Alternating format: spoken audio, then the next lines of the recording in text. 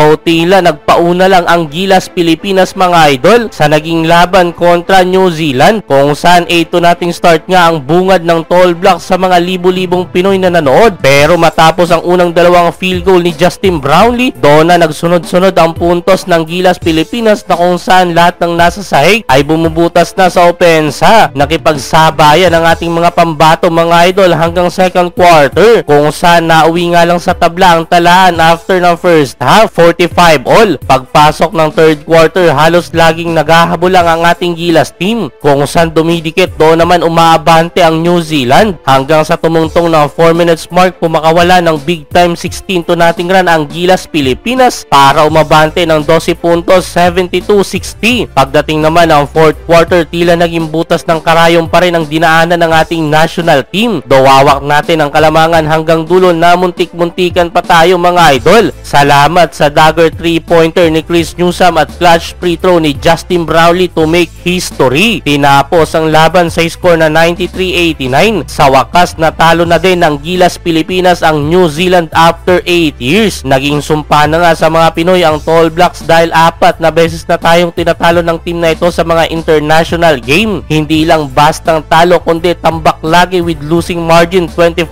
points per game. After matalo sa PBA Finals, grabing bawi ginawa ni Justin Brownlee. Top scorer ng Gilas, 26 points with 11 rebounds, 4 assists at 2 blocks. Sumunod naman ang 19 points ni Kai Soto, almost triple-double yan mga idol para kay Kai Ju, na sinamahan ng 10 rebounds at 7 assists. Hindi nagpatinag ang Young Gilas bigman, pinagsasalampakan at pinagkakaldag ang New Zealand. All-around performance naman para kay Scotty Thompson, Chris Newsome at Dwight Ramos. 12 points, 4 rebounds, 6 assists para kay Thompson, 11 points, 4 rebounds, 3 assists para kay Newsome, at 11 points din, 6 rebounds, 4 assists para kay Ramos. 6 points naman si Junmar Fajardo, 3 points sina Calvin Oftana at CJ Perez. Hindi ginamit dyan sina Mason Amos at Kevin Kiambao mga idol, pero asahan na magagamit ang dalawang to sa second game kontra Hong Kong. Though mainit ang outside shooting ng New Zealand with 18 3-pointer out of 35, leading by former PBA import Tom Vodanovic na kumana ng 5-3 sa kanyang 7 tira. Samantala 8-3 lang meron ang Gilas Pilipinas out of 27 attempt. Nilamo naman sila sa ilalim ng ating mga pambato na pinangunahan nga ng ating big man na si Kai Soto. Di naman matatawaran ang mga hustle play ni Scotty Thompson mga idol, lalo na sa pag-save niya sa possession na to. Hinabol ang bola na nauwi pa nga sa easy 2 points ni Chris Newsome. Syempre special credits para sa probably the best coach in Philippine basketball, Coach Tim Cone, dahil siya nga ang unang naniwala mga idol na kaya ng mga Pinoy ang tall blocks, and guess what? Panalo ang naging resulta mga idol. Naging motivation nga yan sa mga Gilas player para tapusin na ang sumpa sa New Zealand, sa kabila ng pagpupuri ng kanilang coach na si Coach Jod Flavel. Sa ipinakitang husay ng Gilas Pilipinas, may isang player ng New Zealand ang tila hindi matanggap ang pagkatalo. Sinisi pa ang mga referee at sinabing luto ang naging laban. Yan ang naging komento ng kanilang point guard na si Corey Webster sa latest post na ito sa Instagram ng Tall Blocks. Reply niya nga yan mga idol sa naging komento ng kanyang kapatid. After putakten ng mga Pinoy fans, ay agad binura ni Corey Webster ang kanyang naging komento na yon. Abay, hindi marunong tumanggap ng pagkatalo ang player na ito. Ngayon nga lang tayo nanalo sa kanilang team sa loob ng 5 laro, ay pagbibintangan pa tayong luto. Ayos ka boy, naging iyakin tuloy ang inastang yon ni Corey Webster.